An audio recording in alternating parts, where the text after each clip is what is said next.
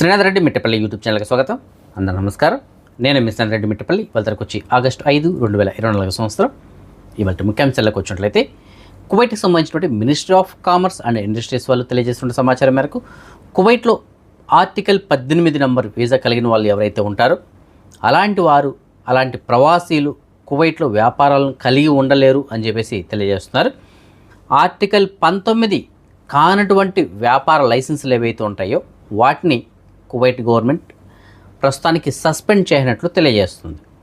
అంటే కువైట్లోని కంపెనీలు లేదంటే సంస్థల్లో పార్ట్నర్షిప్గా కానీ లేదంటే మేనేజింగ్ పార్ట్నర్షిప్గా కానీ ఎవరైనా బిజినెస్ చేయాలంటే తప్పనిసరిగా కమర్షియల్ రిజిస్టర్ అయ్యి ఉండాలి. అంటే ఆర్టికల్ 19ని కలిగి ఉండాలి, వాళ్ళు రిజిస్టర్ చేసుకొని ఉండాలి.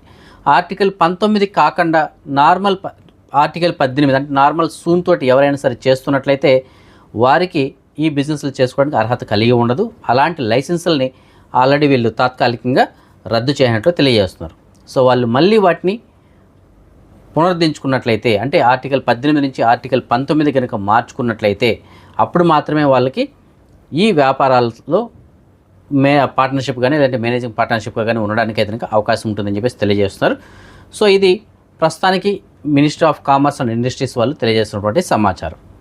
సో కువైట్లో ఎవరైతే కంపెనీలు లేదంటే సంస్థల్లో పార్ట్నర్షిప్గా కానీ లేదంటే మేనేజింగ్ పార్ట్నర్షిప్గా కానీ ఉంటారో అలాంటి వారు తప్పనిసరిగా ఆర్టికల్ 19ని కలిగి ఉండాలి అని చెప్పేసి తెలియజేస్తున్నారు. అయితే ఇక్కడ మళ్ళీ చాలామందికి డౌట్ రావచ్చు, ఈ ఆర్టికల్ 18 ఏంటి 19 ఏంటి అని చెప్పేసి. చాలా సింపుల్గా చెప్తాను చూడండి. ఈ ఆర్టికల్ 18, 19, 20, 22 ఇవన్నీ కూడా ఏమిటంటే మన అకామా ఏదైతే ఏ నెంబర్లు అయితే ఉందో అంటే కేటగిరీ వారీగా ఈ అకామాలు అనేటువంటిది ఉంటాయి. ఇప్పుడు ఫర్ ఎగ్జాంపుల్ గృహ కార్మికులు అయితే 20వ నెంబర్ ఆర్టికల్ 20 అనేసి అంటారు. అలాగే మామూలు soon visa article 18, family article 22, అలాగే ఈ ఆర్టికల్ 19. ఆర్టికల్ 19 అంటే బిజినెస్ చేసేవాళ్ళు. అలాగే ఆర్టికల్ 17 అంటే గవర్నమెంట్ సంస్థల్లో పనిచేసినట్టు వాళ్ళు. సో ఈ విధంగా ఆర్టికల్ని బట్టి వారి యొక్క కేటగిరీ అనేది ఉంటుంది. సో ఈ విధంగా బిజినెస్ చేసే వాళ్ళకి ఈ ఆర్టికల్ 19 కలిగి ఉండాలి. వేరే ఏదైనా వీసాలు కలిగి ఉండి ఇందులో మేము బిజినెస్ చేస్తాము అంటే కుదరదు అని చెప్పేసి తెలియజేస్తున్నారు. కువైట్లో వీసా నిబంధనలను ఉల్లంఘించిన వాళ్ళు ఎవరైతే ఉంటారో అలాంటి వారిపైన చర్యలు తీసుకుంటున్నారు కువైట్కి సంబంధించిన అధికారులు. కువైట్లో వీసా నిబంధనలు ఉల్లంఘించిన వాళ్ళు ఎవరైతే ఉంటారో అలాంటి వారిని గుర్తించే పనిలో పడింది కువైట్ గవర్నమెంట్. చాలామంది విజిట్ వీసా పైన కువైట్కి వచ్చి ఇక్కడే ఉండిపోతున్నారు. ఆ విధంగా ఎవరైతే వచ్చి ఉండిపోయి ఉంటారో అలాంటి వారిని గుర్తించి వారిపైన చర్యలు తీసుకోవడం జరుగుతుంది. దానితో పాటుగా వారికి ఎవరైతే స్పాన్సర్షిప్ ఇచ్చింటారో అంటే వారు కువైట్కి విజిట్ వీసా పైన ఎవరైతే పిలిపించుంటారో వారిపైన కూడా చర్యలు తీసుకోవడం జరుగుతుంది. వారిని కూడా దేశ బహిష్కరణ చేయడం జరుగుతుందని చెప్పేసి తెలియజేస్తున్నారు. కాబట్టి కువైట్లో ఎవరైనా సరే విజిట్ వీసాలు కానీ తీసుకున్నట్లయితే కొద్దిగా ఆలోచించి తీయండి. సో దానికి తగినటువంటి నియమ నిబంధనలు ఏవైతే ఉన్నాయో వాటికి అనుగుణంగా తీయండి. సో వాళ్ళకి 1 నెల 2 నెలల 3 నెలలు ఎన్ని నెలలు అయితే ఇక్కడ ఉండడానికి మనకి అర్హత కలిగి ఉంటారో ఆ టైం వరకే వాళ్ళని ఉండనివ్వండి. దాని తర్వాత ఇంటికి పంపించేసేయండి. అలా కాకుండా ఇక్కడే ఉన్నీలే ఏం కాదులే తర్వాత చూసుకుందాంలే, లేదా ఏదో కానూన్ వస్తుంది వెళ్ళిపోదాం, లేదంటే ఇక్కడ ఏదో అకామా మార్చుకుందాం, ఇలాంటి ఆలోచనలు అయితే వద్దు. ఎందుకంటే ప్రస్తుతానికి కువైట్లో పరిస్థితులు మునుపటిలాగా లేవు. సో గతంలో అయితే ఒకప్పుడు ఏదైనా ఉండిండొచ్చేమో కానీ ఇప్పుడైతే అలాంటి పరిస్థితులు లేవు. కాబట్టి ఒకవేళ విజిట్ వీసా పైన ఎవరైనా పిలిపిస్తే ఆ గడువు మూసేలోపు వాళ్ళని ఇంటికి వెళ్ళిపోమని చెప్పండి. ఆల్రెడీ వచ్చి ఎవరైనా కువైట్లో ఉంటే కనుక కొద్దిగా జాగ్రత్త పడి ఇప్పటికైనా సరే దాన్ని సరిదిద్దుకొని ఇంటికి వెళ్ళిపోవడానికి ప్రయత్నం చేయండి. కువైట్లోని జహరా గవర్నరేట్లో ఒక కుమారుడు తల్లిపైన చేసుకున్నాడు. దీనికి సంబంధించిన వివరాలు మనం చూసుకున్నట్లయితే కువైట్లోని జహరా హాస్పిటల్కి ఒక యువకుడు తన తల్లితో కలిసి వచ్చాడు. అయితే కొంత సమయం తర్వాత ఏ కారణం చేతనో తెలియదు కానీ ఆ కుమారుడు తల్లిని విపరీతంగా కొట్టడం ప్రారంభించాడు. ఆ క్రమంలో అక్కడ ఉన్నటువంటి ఒక బిధున్ వ్యక్తి వారిని వారించడానికి ప్రయత్నం చేశాడు. అంటే అతను కొట్టకుండా ఆపుకోవడానికి ట్రై చేశాడు. అయితే అతనికి కూడా 2 దెబ్బలు పడ్డాయి. దాని తర్వాత ఆ తల్లికి విపరీతమైనటువంటి గాయాలు అవ్వడంతో ఆ కుమారుడు అక్కడి నుంచి పారిపోయాడు. దాంతో భద్రతా అధికారులు సీసీ కెమెరాల ఆధారంగా అక్కడ ఎక్కడున్నాడో గుర్తించి పట్టుకోవడానికి అతను ట్రై చేస్తున్నారు. అలాగే అతనిపైన క్రిమినల్ కేసుగా పెట్టడానికి ప్రస్తుతానికి రెడీ అయ్యారు. ఎందుకంటే ఆల్రెడీ ఎవరినైతే తల్లిని విపరీతంగా కొట్టాడు, దాంతోపాటు అడ్డొచ్చినట్టు ఇంకొక వ్యక్తిని కూడా కొట్టాడు, అతని కూడా గాయాలయ్యాయి. కాబట్టి చేసుకున్నాడు కాబట్టి క్రిమినల్ కేసు పెట్టి అరెస్ట్ చేయడానికి ప్రస్తుతానికి అధికారులు ఏదైనా రెడీ అయ్యారు. ఫర్వానియా గవర్నరేట్లో అక్రమంగా మద్యం తరలిస్తున్నటువంటి ఒక 2 వ్యక్తుల్ని భద్రతా అధికారులు అదుపులోకి తీసుకున్నారు. దీనికి సంబంధించిన మనం చూసుకున్నట్లయితే పెట్రోలింగ్ విధులు నిర్వహిస్తున్నటువంటి అధికారులకి ఒక వెహికల్ పైన అనుమానం కలిగింది. దాంతో ఆ వెహికల్ని ఆపి తనిఖీ చేయడానికి ప్రయత్నం చేస్తారు. అయితే అందులో ఉన్నటువంటి డ్రైవరు అతని యొక్క అనుచరుడు ఇద్దరు కూడా పోలీసుల నుంచి తప్పించుకోవడానికి ట్రై చేశారు. అయితే పోలీసు వాళ్ళని వెంబడించి పట్టుకొని వెహికల్ సోదా చేయంగా బ్యాక్ సైడ్ డిక్కీలో ఒక బ్యాగ్లో సుమారుగా 21 మద్యం బాటిల్ని వీళ్ళు గుర్తించారు. అవి కూడా విదేశీ మద్యం బాటిల్. దాంతో వీరిపైన చట్టపరమైన చర్యలు తీసుకోవడం కోసం సంబంధిత విభాగాలకి రెఫర్ చేశారు. కువైట్లో పొగ తాగడం మానేయాలి అనుకున్నటువంటి వారి సంఖ్య కనుక పెరుగుతున్నట్లు గణాంకాలు కనుక తెలియజేస్తున్నాయి. గత కొన్ని సంవత్సరాలతో పోల్చుకుంటే ఈ సంవత్సరం మొదటి 7 నెలల్లో సుమారుగా 158 మంది వైద్యుల దగ్గర ప్రస్తుతానికి కనుక ట్రీట్మెంట్ తీసుకుంటున్నారు ఈ ధూమపానం అనేటువంటిది మానివేయడానికి కోసం. సో వీళ్ళు చెప్తున్న లెక్కల ప్రకారం ఈ సంవత్సరం జనవరి నుంచి ఏప్రిల్ మధ్యకాలంలో ఒక 70 మంది ధూమపానాన్ని మానేయడానికి రెడీ అయ్యారంట. దాని తర్వాత మిగతా వాళ్ళు ఈ ఏప్రిల్ తర్వాత రెడీ అయిన వాళ్ళు.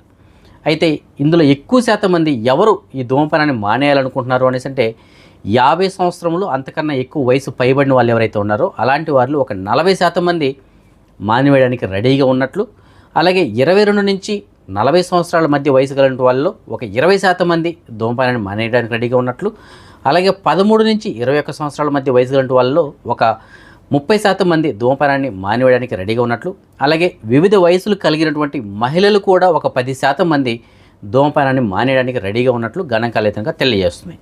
సో ఏదైనప్పటికీ ప్రస్తుతానికి కువైట్లో ధూమపానాన్ని ఆపివేయడానికి అంటే ఈ సిగరెట్లు అలాగే షీషా కానీ ఇలాంటివి ఉంటాయి కదా, అలాంటి వాటిని అలవాటు ఉన్న వాళ్ళు మానేయడానికి చాలామంది అయితే ముందుకు వస్తున్నట్లు తెలియజేస్తున్నారు. సో అది ఎంతైనా సరే మంచి పరిణామం అని చెప్పేసి మనం చెప్పుకోవాలి. రానున్న రోజుల్లో అందులో ముఖ్యంగా అక్టోబర్ నెలలో దీనిపైన అవగాహన సదస్సులు కూడా నిర్వహించాలని చెప్పేసి గవర్నమెంట్ అయితే ఆలోచిస్తుంది. బంగ్లాదేశ్ సంబంధించినటువంటి ప్రధానమంత్రి అయినటువంటి షేక్ హసీనా ఆ పదవికి రాజీనామా చేశారు. 2019 నుంచి ఆవిడ ఆ పదవిలో కొనసాగడం జరుగుతోంది. బంగ్లాదేశ్కి ఎక్కువ కాలం ప్రధానమంత్రిగా పదవి నిర్వహించినటువంటి మహిళ ఆవిడ. అలాగే ప్రపంచవ్యాప్తంగా ఇన్ని సంవత్సరాలు ప్రధానమంత్రిగా పదవిలో కొనసాగినటువంటి మహిళగా ఎవరికి రికార్డు లేదు, ఆవిడకి ఆ రికార్డు ఉంది. అయితే ప్రస్తుతానికి బంగ్లాదేశ్లో ఉన్నటువంటి పరిస్థితులు ఏవైతే ఉన్నాయో వాటి కారణాల దృష్టి ఆవిడ పదవికి రాజీనామా చేసి అక్కడి నుంచి భారతదేశానికి పారిపోయారు. మరి అక్కడి నుంచి ఆవిడ అక్కడే ఉంటారా లేదంటే విదేశాలకు మళ్ళీ పారిపోతారనేటువంటి సంగతి అయితే మనకు తెలియదు. కానీ ప్రస్తుతానికి ఆవిడ ఆ పదవికి రాజీనామా చేసి బంగ్లాదేశ్ నుంచి పారిపోయి ఇండియాలో అయితే తలదాచుకున్నారు ప్రస్తుతానికి. దీనికి గల కారణం ఏమిటంటే ప్రస్తుతానికి బంగ్లాదేశ్లో ఉన్నటువంటి పరిస్థితులు. దానికి ముఖ్య కారణం విద్యార్థులు తలుచుకుంటే నాయకులే కాదు ప్రభుత్వాలు కూడా కుప్పకూలిపోతాయి అనడానికి ఇది మరొక నిదర్శనం. గతంలో ఎన్నోసార్లు విద్యార్థులు తలుచుకుంటే చాలా జరిగాయి.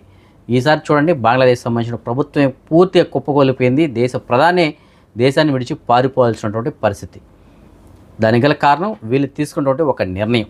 విద్యార్థులకు సంబంధించినటువంటి ఈ సివిల్ సర్వీస్లో ఉన్నటువంటి రిజర్వేషన్లు ఏవైతే ఉన్నాయో వీటి దగ్గర వచ్చినటువంటి కారణంగా గొడవల కారణంగా ఇంతవరకు వచ్చింది. సో గవర్నమెంట్ తీసుకున్న నిర్ణయాలకు వ్యతిరేకంగా విద్యార్థులు పోరాటాన్ని కొనసాగించారు. ఈ పోరాటాల కారణంగా ఇప్పటివరకు సుమారుగా 300 మంది అయితే ప్రాణాలు కోల్పోయారు. దీంతో మొన్న జరిగినటువంటి అలర్లో ఒకేసారి 90 మంది చనిపోయారు. 90 మందికి పైగానే చనిపోయారు. దీంతో అలర్లు మరింత ఉధృతమయ్యాయి. ప్రస్తుతానికి ఈ అలర్ని అదుపు చేయడానికి గవర్నమెంట్ తరగడ కాలేదు. దాంతో అక్కడ ఉన్నటువంటి సైన్యం ఏదైతే ఉంటుందో వాళ్ళు ఏం చేస్తారంటే అధికారాన్ని చేతికి తీసుకొని ప్రధానమంత్రి ఇమ్మీడియట్లీ రాజీనామా చేసి వెళ్ళిపోవాలని చెప్పేసి కోరారు. దాంతో ఆవిడ ఇంక చేసేది ఏమీ లేక ఆవిడ రాజీనామా చేసి భారతదేశానికి ఎదురుగా పారిపోయింది. ప్రస్తుతానికి బంగ్లాదేశ్ సంబంధించినటువంటి సైనికుల చేతిలో ఉంది, అంటే ఈ గవర్నమెంట్ అంతా ప్రస్తుతానికి. సో వీళ్ళని త్వరలోనే గవర్నమెంట్ ఎదురుగా ఫామ్ చేస్తామని చెప్పేసి వాళ్ళు తెలియజేస్తున్నారు. అంటే నెక్స్ట్ ఎవరైతే అక్కడ ఉన్నటువంటి నాయకులు ఉంటారో వారిలో ఎవరి దగ్గరైనా సరే మళ్ళీ ఎన్నికలు తీసుకురావడం కానీ లేదంటే ఇంక వేరే మార్గాల ద్వారా కానీ ప్రభుత్వాన్ని అయితే ఏర్పాటు చేయడం జరుగుతుంది. సో ఏదైనప్పటికీ ఇక్కడ మనం గమనించాల్సింది ఏమిటంటే విద్యార్థులు తలుచుకుంటే జరగనటువంటిది ఏదీ లేదు. విద్యార్థులు తలుచుకుంటే చూడండి ప్రభుత్వం కోల్పోయింది, రాజకీయ నాయకులు కోల్పోయారు, అలాగే ప్రధానమంత్రి చూడండి ఏకంగా దేశం వదిలి పారిపోయారు. కాబట్టి నేను కోరుకునేది ఏమిటంటే విద్యార్థులకి అంత పవర్ ఉంటుంది కాబట్టి మంచి కార్యక్రమాల్లో కూడా విద్యార్థులు ఎంతే చురుకుగా పాల్గొన్నట్లయితే, ఎక్కడైనా చెడు జరుగుతున్నప్పుడు కూడా వాళ్ళు అంతే విధిగా స్పందించినట్లయితే, దేశ భవిష్యత్తు కోసం అలాగే దేశ అభివృద్ధి కోసం ఇదే విధంగా విద్యార్థులు స్పందించినట్లయితే అన్ని దేశాలు చాలా ఉన్నత స్థితిలో ఉంటాయి. కానీ ఎంతవరకు విద్యార్థులు ఏ విధంగా స్పందిస్తున్నారు అనేటువంటిది కూడా మనం ఆలోచించాలి. గతంలో అయితే విద్యార్థి సంఘాలు అవి చాలా ఉధృతంగా పనిచేసేటివి. ఈ రోజుల్లో విద్యార్థి సంఘాలు అనేవి సరిగ్గా కనపడకుండా పోతున్నాయి మనకి. సో ఈ ప్రైవేటు పాఠశాలలు ప్రైవేటు కాలేజీలు వచ్చి సో అక్కడ ఊరికే సోపేసి రుద్దడం తప్ప విద్యార్థులకి మరొకటి కనిపించట్లేదు. గతంలో చూడండి ఎలా ఉండే, స్టూడెంట్ యూనియన్ అంటేనే భయపడేవాళ్ళు.